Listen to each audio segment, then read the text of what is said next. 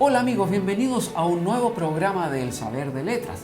La palabra formar generalmente se utiliza al hablar del alfarero que forma una vasija de barro. Esta es moldeada hasta ser convertida en una de las esculturas más bellas que se hayan visto sobre la tierra. No obstante, en el caso de la creación del ser humano, la vasija era solamente una pieza de barro sin vida hasta que Dios le impartió su misma vida. Y Dios sopló en su nariz aliento de vida y fue el hombre un ser viviente.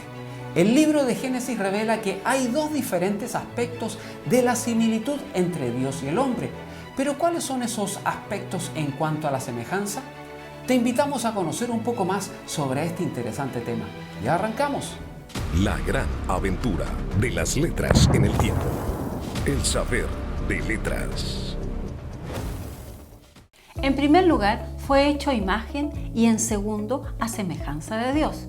La palabra imagen describe la forma externa, palabra hebrea normal que da la idea de sombra y como tal es traducida muchas veces en el Antiguo Testamento. Esta forma verbal se repite en el hebreo moderno como hacerse tomar una fotografía. Durante más de 3.500 años, el idioma hebreo ha utilizado siempre esta palabra para referirse a la forma externa visible. Algunas personas tienen una idea vaga de Dios, indefinida y confusa. No pueden visualizarlo con alguna forma definida, pero la Biblia revela que Dios tiene mano derecha e izquierda, ojos y oídos, que tiene frente y espalda. En todos estos aspectos es como usted y como yo, aunque en realidad no es que Él sea como nosotros, sino todo lo contrario, usted y yo somos como Él. En la raza humana es el hombre el que refleja con mayor exactitud la apariencia externa de Dios. En 1 Corintios, el apóstol Pablo lo explica de esta manera.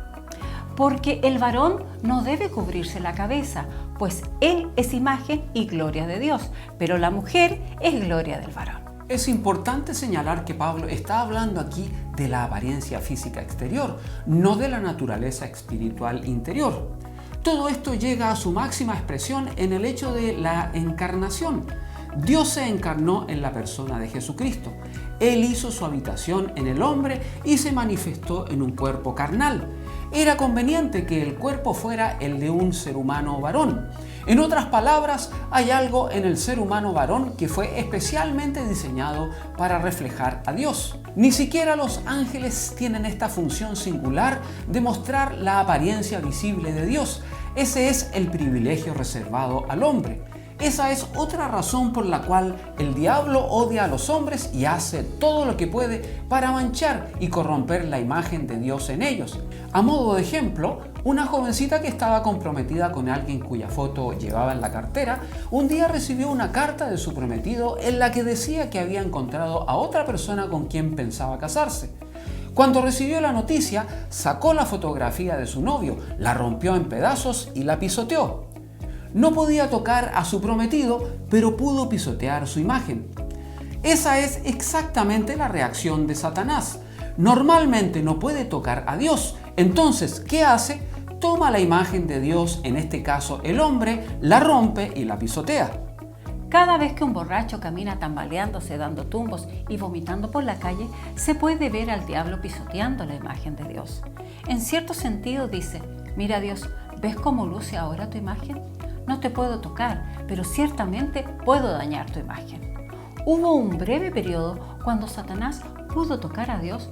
Este fue cuando Jesús vino en forma humana y se sometió al juicio de Pilatos.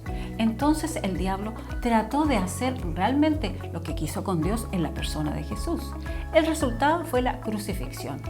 Pero en todas las demás ocasiones, Satanás tiene que limitarse a hacer lo peor que puede a los seres humanos, creados para reflejar la imagen de Dios.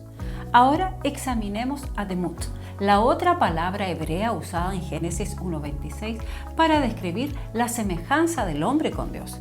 Este término, más general que Tselem, no se refiere básicamente a la apariencia exterior, sino a toda la persona del hombre y en especial a su interior. Ya sabemos que en el ser humano existe una Trinidad que es equivalente a la de Dios. Los tres elementos constitutivos de su ser son espíritu, alma y cuerpo. En Primera de Tesalonicenses, Pablo ora por los creyentes de esa iglesia para que el Dios de paz los santifique por completo y todo su ser, espíritu, alma y cuerpo sean guardados irreprensibles para la venida de nuestro Señor Jesucristo. La santificación total involucra estos tres elementos.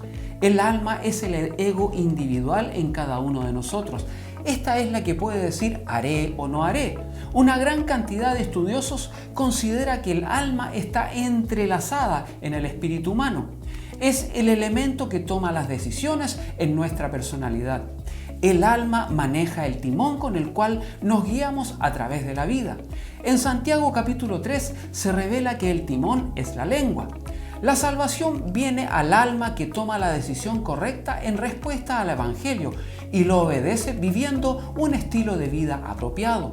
La unión de Dios, el Creador, con un cuerpo carnal produce el nuevo hombre. Este nuevo hombre es un ser moral.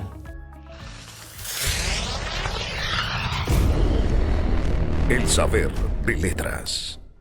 Ya al final de nuestro programa podemos concluir que el día de hoy algunas personas están adoptando una nueva moralidad que es tan antigua como la del huerto del Edén. En cada generación, Satanás procura hacer borrar la distinción entre lo recto e incorrecto, entre lo bueno y lo malo. Pero subsiste el hecho de que el hombre tiene un sentido moral que no puede evadir. No te olvides de compartir este espacio y suscribirte si aún no lo has hecho. Si deseas puedes agregar un me gusta y así el saber de letras será sugerido a más personas por YouTube. Un abrazo y hasta la próxima. Adiós, amigos. Adiós.